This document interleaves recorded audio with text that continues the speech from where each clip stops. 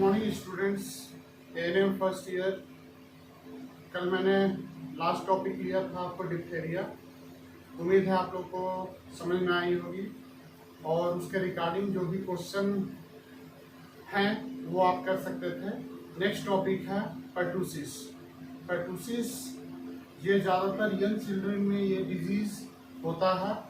Young generation कहने का मतलब कि 5 to 10 या 10 to 15 ईयर्स तक के एज को भी ये प्रभावित कर सकता है। ये generally Bordetella pertussis virus, Bordetella pertussis virus से ये बीमारी उत्पन्न होती है। और इसके कारण जो है, पर्टूसिस के कारण जो है, ज़्यादा दिन तक खांसी अगर लगातार किसी बच्चे को रहता है तो ये इस बीमारी का कारण बन सकता है। कहने मतलब कि ज़्यादा दिन तक खांसी पर्टूसिस होने का एक कारण हो सकती है। नेक्स्ट है आपको उम्र। उम्र मतलब एज। हम इसमें देखेंगे कि किस एज के बच्चे, या पुरुष हो या महिला हो, लड़के हो या लड़कियां हो, किस एज के बच्चे ज़्यादा प्रभावित होते हैं। तो ज़्यादातर 5 साल से कम उम्र के बच्चों में ज़्यादा होता है। ज़्यादातर 5 साल से कम उम्र के बच्चों में ये ज़्यादा होता है पर्टूसिस बीमारी। नेक्स्ट हम लोग देखेंगे लिंग। लिंग यानी सेक्स, लड़का या लड़की, इसको ये ज़्यादा प्रभावित करता है बीमारी पर्टूसिस। तो इसमें है स्त्री में ये ज़्यादा पाया जाता है। कहने मतलब कि फीमेल में, लड़कियों में, जो लड़की कम उम्र की लड़कियां होती हैं उनको ये पर्टूसिस बीमारी ज़्यादा प्रभावित करता है, यानी कि ज़्यादा इफेक्टिव है। लेकिन पुरुषों की तुलना में कम ज़्यादा होता है। पुरुषों की तुलना में लड़कियों में ज़्यादा होता है। ऐसा नहीं है कि पुरुषों में या मेल में या बच्चों में नहीं होता है, बच्चों में भी होता है, मेल में भी होता है, लेकिन स्त्री, लड़की या लेडीज को ये ज़्यादा प्रभावित करता है, फीमेल ग्रुप को। नेक्स्ट हम लोग देखेंगे प्रतिरोधक क्षमता। पर्टूसिस बीमारी में प्रतिरोधक क्षमता जो है हम लोग को कहाँ से प्राप्त होती है, ये हम लोग देखेंगे। ज़्यादातर एक बार अगर ये बीमारी किसी को हो जाती है, फर्स्ट टाइम अगर कोई इस बीमारी से इन्फेक्टेड होता है, कहने मतलब प्रभावित होता है या रोग से ग्रसित होता है, किसी भी कारण से किसी से भी इन्फेक्शन उस तक पहुँचता है, तो एक बार अगर वो व्यक्ति या वो बच्चा ठीक हो गया पर्टूसिस बीमारी से, तो वो दोबारा होने के चांसेस बहुत कम होते हैं या ना के बराबर होते हैं। 99% केसेस में देखा गया है कि नहीं होता है दोबारा, और एक ही व्यक्ति में खास करके नहीं होता है। नेक्स्ट हम लोग देखेंगे कि फैलने का इसका जरिया क्या है, एक से दूसरे तक ये फैलता कैसे है। एक पेशेंट से, एक मरीज से दूसरे मरीज तक ये पर्टूसिस बीमारी पहुंचती कैसे है, फैलती कैसे है। तो इसका फैलने का जरिया है ड्रॉपलेट इन्फेक्शन। ड्रॉपलेट इन्फेक्शन जो कि आजकल एक वायरस है, कोरोना वायरस, ये भी आपको ड्रॉपलेट इन्फेक्शन से ही फैलता है। एज पर सेम केस इसमें भी है कि पर्टूसिस बीमारी भी ड्रॉपलेट इन्फेक्शन से फैलता है। कहने मतलब कि खांसना, छींकना, या आप कोई चीज़ को टच कर रहे हैं अपने माउथ से, तो भी वो एक पेशेंट से दूसरे पेशेंट तक फैलता है। जनरली बच्चे जो है खेलते वक्त खिलौनों का इस्तेमाल करते हैं, वो अपने मुंह में इसको लेते हैं। मुंह में लेने के बाद उसमें जो लाल ग्रंथि रहती है वो खिलौने पे जाती है, और एक बच्चे से जब दूसरा बच्चा उस खिलौने को लेता है और वो उसको टच करता है या उसको मुंह में डालेगा, तो वो उससे भी फैल सकता है। दूसरा कारण हो सकता है कि एक नर्स, जो कि एक हॉस्पिटल में एक नर्स काम कर रही है, एक पेशेंट को केयर कर रही है, एक पर्टूसिस का मरीज है, कोई बच्चा प्रभावित है, उस बच्चे को उसने, पेशेंट ने, नर्स ने केयर दिया है। नर्स केयर देने के बाद अगर बिना हैंड वॉश किए दूसरे मरीज के पास, दूसरे बच्चे के पास जाती है और उसका केयर करती है किसी भी चीज़ के लिए, और उसको टच करती है, तो वो पर्टूसिस बीमारी उस पेशेंट के द्वारा, जिसको पहले से थी, और नए पेशेंट में वो ट्रांसफर हो जाएगा उस नर्स के द्वारा, जो वहाँ पे काम कर रही है, पेशेंट का देखभाल कर रही है। तो इसके बहुत सारे कारण हो सकते हैं, ड्रॉपलेट इन्फेक्शन, छींकना, खांसना।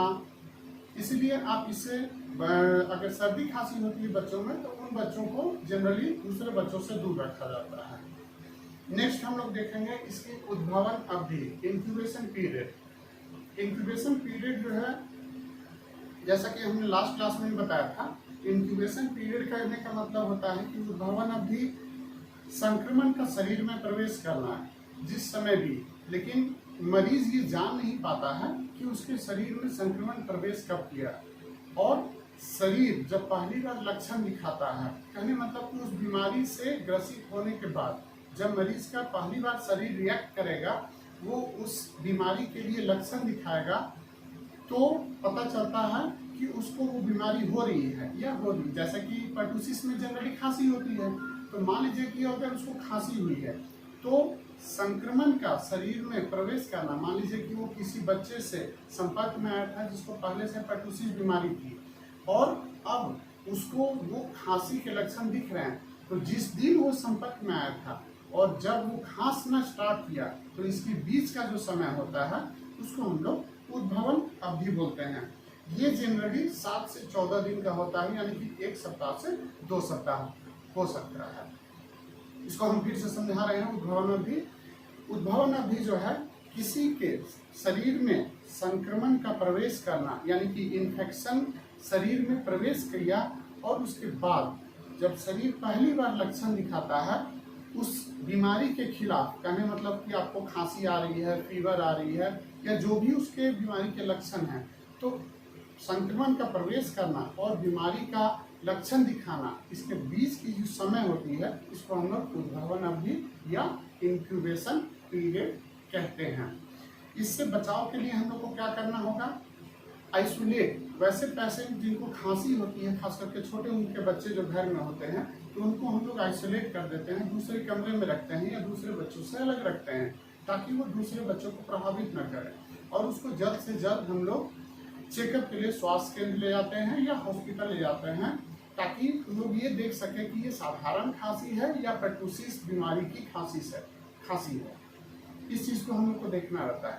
प्लस आप इसको रेगुलर चेकअप करते रहें, दूसरे बच्चों से अलग रखें, और इसके लिए मेडिसिन के तौर पर वैक्सीन निकाली हुई है सरकार द्वारा, जो कि हर 1.5 महीने में बच्चे को पैदा होने के बाद पड़ती है।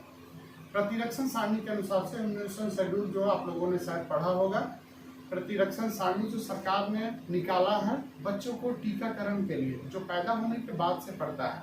तो जो पर्टुसिस की वैक्सीन है, जो पर्टुसिस से बीमारी से बच्चे को बचाएगा, वो 1.5 महीने के उम्र होने पे जो बच्चा पैदा हुआ है, जब वो 1.5 महीने का होगा यानी कि 45 दिन का होगा, तब उस बच्चे को वो पर्टुसिस वैक्सीनेशन पड़ता है। और ये वैक्सीन जो है डीपीटी, पहले डीपीटी के साथ पड़ता था, डिप्थेरिया, पर्टुसिस, टेटनस, लेकिन आजकल ये पेंटावैलेंट इंजेक्शन के साथ आता है, जो कि 1.5 महीने यानी कि 45 दिन में बच्चे को पड़ता है। अगर ये एक बार इंजेक्शन पड़ जाता है, वैक्सीन दे दी जाती है, तो 100 में से 99% चांसेस रहते हैं कि उस बच्चे को पर्टुसिस की बीमारी ऑल ओवर लाइफ, पूरी जिंदगी कभी नहीं होगी। इसका यही बचाव है। इसलिए अनुरोध है कि जो भी आपके संपर्क में या जब आपके संपर्क में बच्चे आए, माँ एक बच्चे को ली हुई है, तो उससे हमेशा पूछना चाहिए कि आपको बच्चे के लिए आपने प्रतिरक्षण सारणी के अनुसार से टीकाकरण लगवाया है कि नहीं, पर्टुसिस का यानी कि 1.5 महीने में जो पेंटावैलेंट का इंजेक्शन पड़ता है वो आपने लगवाया है या नहीं लगवाया है। तो ये इसके बचाव है। कुछ एंटीबायोटिक मेडिसिन हैं जो कि उस समय राहत देते हैं उस मरीज को, उस पेशेंट के द्वारा, लेकिन ये एंटीबायोटिक मेडिसिन डॉक्टर के द्वारा ही चलाए जाने चाहिए। इसको चलाने का अधिकार एक नर्स के पास नहीं है। नर्स उस मेडिसिन को चला नहीं सकती है जब तक कि वो डॉक्टर के द्वारा लिखा गया न हो। धन्यवाद। उम्मीद है कि आप लोग को ये पसंद आया होगा। आप लोग इसको समझिए, पढ़िए। अगर कोई भी सवाल है इस पर्टुसिस टॉपिक से रिलेटेड, तो आप ग्रुप में क्वेश्चन डाल के क्वेश्चनिंग कर सकते हैं, हम उसका रिप्लाई कर देंगे ऑनलाइन। धन्यवाद।